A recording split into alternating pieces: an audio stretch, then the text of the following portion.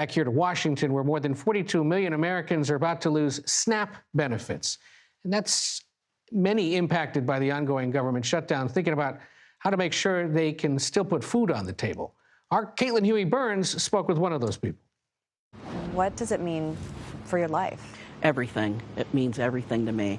What exactly do you think you're going to need to do? I'll have to ask my children to help me.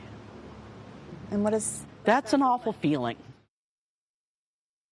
Agriculture Secretary Brooke Rollins joins us now. Madam Secretary, thank you for being with us. We want to talk to you primarily today about the status of SNAP, or the Supplemental Nutrition Assistance Program that services 42 million Americans and faces a shortfall starting this weekend. Our understanding is there's about $5 to $6 billion in what they call contingency funding available to your department to start distributing next month to the roughly 42 million who are on SNAP across the country. That's not enough to cover the full 8 to 9 billion roughly that it costs per month to feed everyone that's on the program, but could help potentially defray at least some of the costs. The administration has said in recent days it has no plans to pay out that money next month. There are Republicans and Democrats, however, arguing that you can do it. So why not distribute at least partial funding starting on Saturday? Well, first of all, it's great to be with you. We need to level set this entire conversation. On October 10th, we said there will not be SNAP funding on November 1st. On October 24th, we said it again. We've been talking to the governors all along the way. None of that has changed. To fully fund November, and you mentioned this, but to fully fund it would be $9.2 billion for the 44 million Americans that receive the SNAP benefit. When you look back to when this entire ridiculous conversation that we're having over keeping the government open, as that began a month ago, and the Republicans said, just keep the government open. We can continue to negotiate about health care for illegal aliens and LGBTQI programming in the Balkans and all the things that are on their list. We'll talk about that, but let's not shut the government down over that. And 12 times the Democrats have voted to keep the government closed. All of this ends tomorrow or today or Thursday. If the Democrats would vote yes, the $9.2 billion would flow, the air traffic controllers would get paid, the food safety inspectors would get paid. You know, I find it very rich that Chuck Schumer and AOC are getting paid, but not the security that keeps them safe. So no, to answer your question, we have said all along that that $5 billion in contingency, we don't believe we have the legal authority to distribute that. We're trying to follow the law here. We've used Band-Aid and duct tape all along this whole last month. And as we've said, it's not going to be there on November 1st. It's time to open the government. So you say you don't have the legal authority to do it.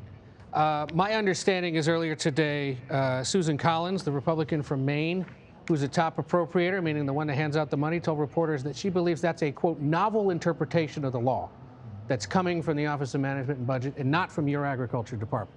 That your department itself might feel differently and would be willing to dole out that money. I get the argument that Republicans and Democrats on Capitol Hill haven't been able to sort this out. It's been 28 days of this nonsense.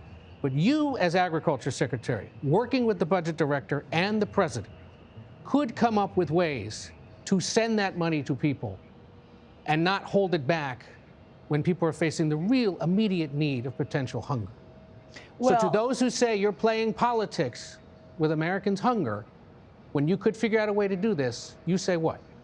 I find it extremely rich that people would say that President Trump or our administration is playing politics with people's hunger when Catherine Clark, one of the leaders of the Democrats, said, oh, we've got great leverage, y'all. We're going to use the poor people and the impoverished programs to get what we want on illegal alien health benefits. Or Chuck Schumer, who said every day that goes by and the more people hurt, the better for our side. Isn't this wonderful? And the staffer who said, let's wait for the planes to fall out of the sky and then maybe we'll reopen the government. No, I will say, I've been doing this a long time. I've never seen this sort of completely irrational, unreasonable approach to this. Republicans aren't even asking for anything other than to keep the government open. Right. So to blame it on our side, I find extremely incredible. Well, again, I get the games being played up the street at the Capitol.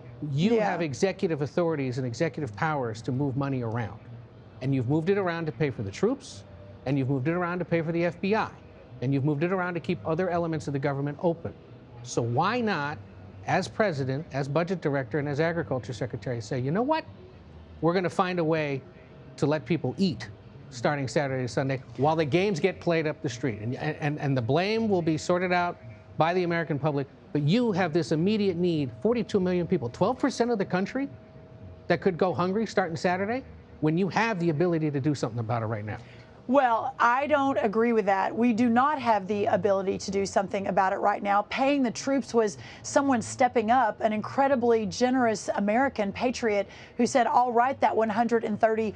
So why not find a private donor to help pay for people's food? Will you help me do that? $9.2 billion, you know, maybe George Soros or someone like that will say, you know what?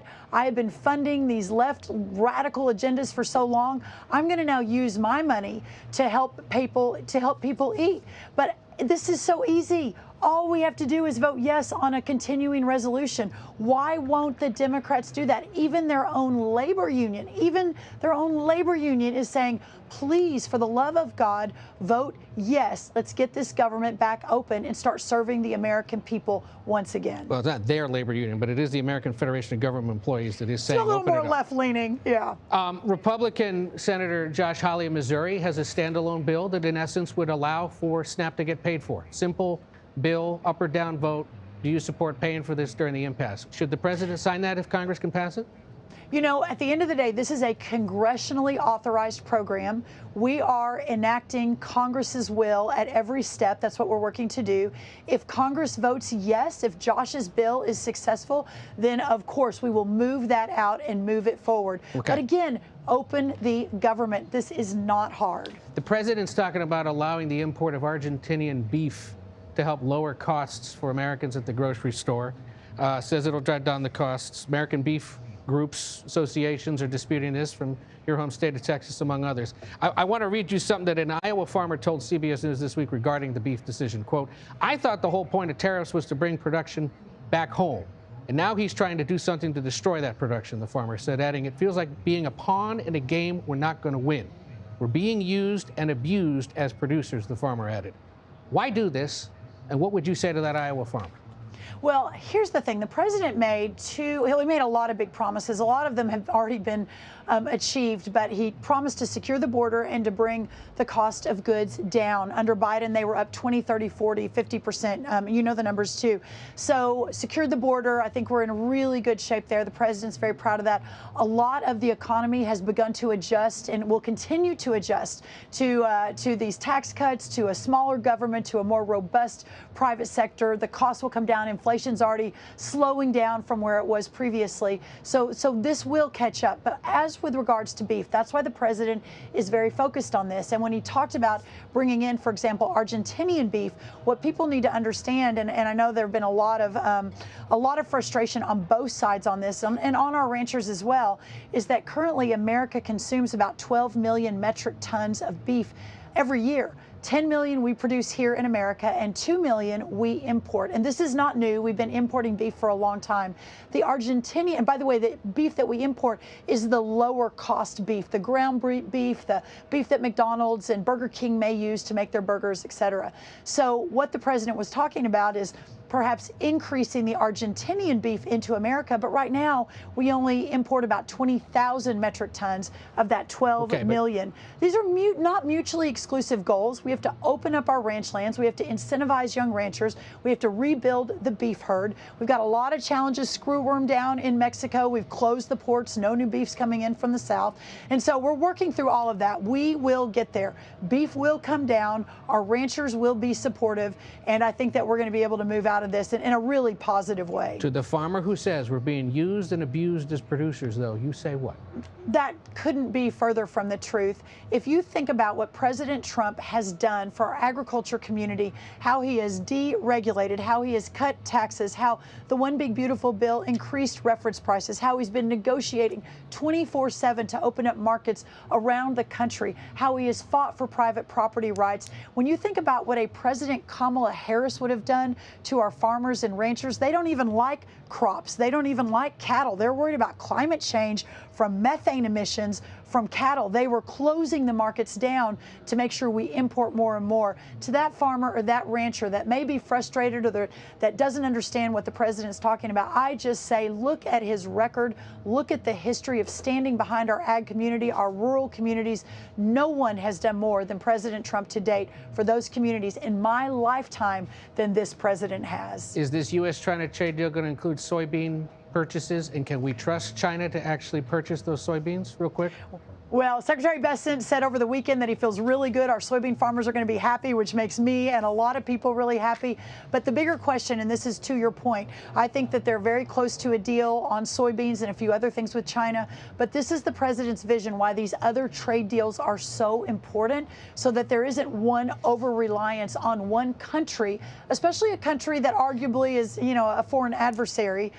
We've got to change that, and that's what President Trump is doing. All right, Agriculture Secretary Brooke Rollins, thank you for joining us. We appreciate it. Thank you.